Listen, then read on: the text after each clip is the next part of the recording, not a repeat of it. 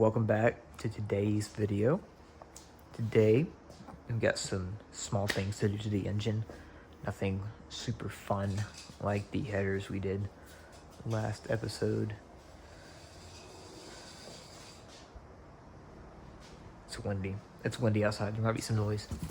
So today, we have a couple of gaskets. This here is our last internal gasket for this engine. It's important that you get all, or at least replace and or upgrade all the internal gaskets on your LS, because those are gaskets people easily overlook and they are prone to failing. And this is going to be a bit of a quiet episode today, so you might want to turn up the volume. I got there's company over, so I don't want to make much noise. But yes, there are internal gaskets in your engine that are overlooked. It's important that you replace them. One we already did in our first episode, which was putting in the cam. I didn't really record that first episode very well at all, actually. I didn't really have this thing going on where I was recording. I didn't really decide to start recording everything, I think, till like the third episode. But there's an internal gasket on the cam retainer plate. That is one internal gasket. There is this one here, which is your barbell gasket. And this one goes in the back. This is responsible for getting oil to the oil filter. So, and this one has been improved. So I guess this little shaft here is a little bit smaller in diameter for better flow. It may even say it. And this is metal, obviously. The factory one's plastic. So this one is metal. I'm assuming aluminum. So it's an upgraded one. Definitely an upgraded one. M4. I grabbed an M6 screw. Alright, well I grabbed the wrong screw, so I'm really hoping I can find an M4 somewhere. Here it is showing you where it is and how to do it. I have not replaced the rear main seal on an LS. I'm assuming it's the same as the front. So if that's the case, it shouldn't be that hard to put in. The only thing is, it's got this white bit on it, and I'm not sure how this is supposed to work. But we're gonna figure it out, so. You might have to brief ourselves with a YouTube video or something and then come back to this. So this white piece, okay, the white piece comes out. I'm assuming this white piece is something for the installation to make it easier or something. That's just what I am assuming. But yeah, that's our rear main. And then we have our actual cover gasket. And I'm pretty sure you're supposed to put some kind of thread, or not thread seal, but gasket maker, which I did bring with me, or RTV in the bottom of these. I'll probably use my gray stuff if I can. But yeah. So this should all be good to go. These are all of our gaskets today that we are doing. This right here is a 13. Yeah, I think it is a 13 actually. And we got our wrench with us. Go ahead and we can start taking this apart.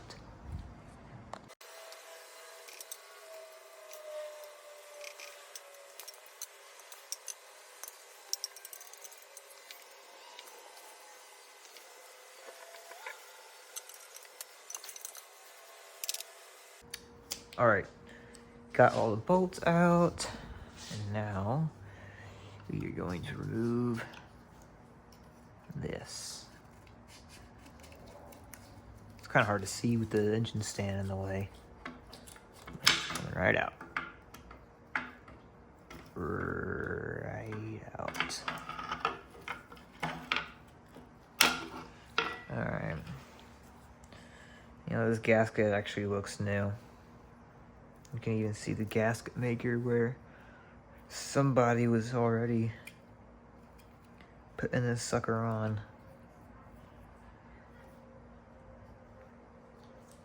You see where it came on the backside. So yeah, we're going to clean this sucker up pretty good. Just a bunch of crud in there. See, all right, and now we have to remove this old barbell gasket.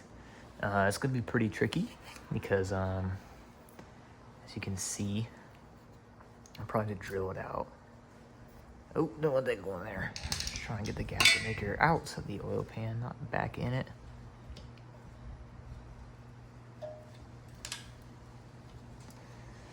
Yeah. So we're gonna clean the surface up real good. It's really not that dirty. It looks like someone's already replaced this gasket. But yeah, we're gonna drill that sucker out. So let's go ahead and get a drill going.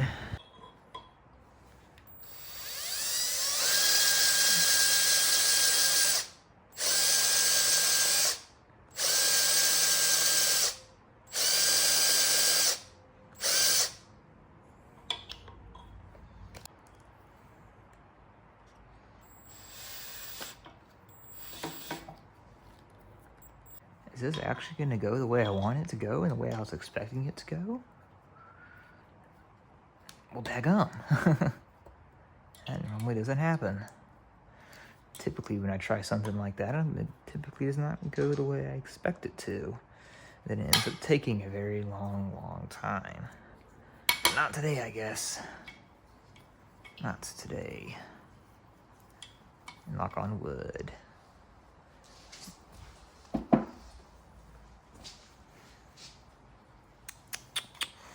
Should probably try and take this screw out or something. Try to get this thing out. If this thing's gonna be in the way, which means it's gonna be impossible to get the new one on because this thing's gonna be in the way. Darn. Diddly darn doon. Okay, so fast forward, we had to take the engine off the stand. Advice, if you got an aluminum block, you're probably gonna need 3 people. If you got an iron block, you're probably gonna need a crane. So do with that information what you will. Just don't be mad at me if you try to pick it up and it falls. So we just got it sitting on some foam right now and some wooden planks, so it's level. So yeah, should be good. This is also a great time for me to tighten up these bolts because I want everything on the stand to be super duper tight before we fire this thing up because I do not want it to fall off, understandably. So yeah, we're gonna clean this sucker up and we're gonna throw on the new stuff. And oh yeah, before we do that, we're probably gonna want to get some oil on the gasket. It'll probably just be better to make sure it seals and whatnot, obviously, and just go this in all the way. Easy peasy, lemon squeezy. And then you have a little threads on there to get your gasket, get your screw on there if you want to take it back off and service it.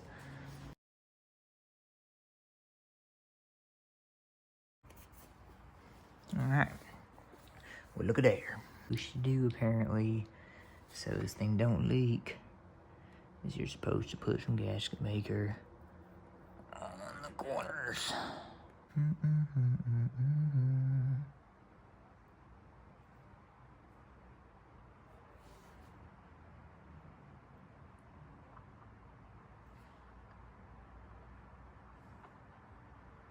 And we're just rubbing it with our fingers because I really don't want the oil to eat this up and it get in the pickup.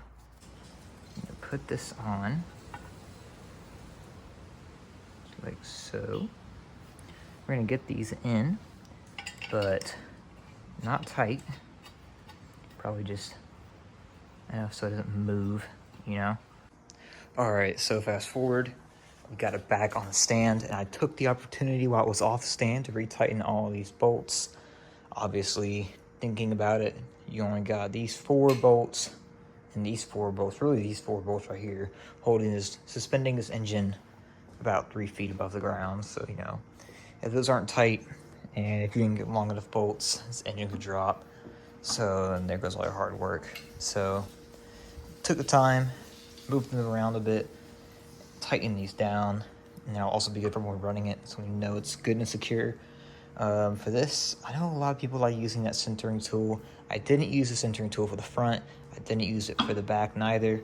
And honestly, I've heard from people that you really don't need to use the centering tool. So I didn't. I just popped it on there, got those bottom bolts tight, pulled it down, and it's pretty daggone center. So if it leaks a little bit, it's no big deal to me. Keeps the rust away, you know what I mean? But yeah.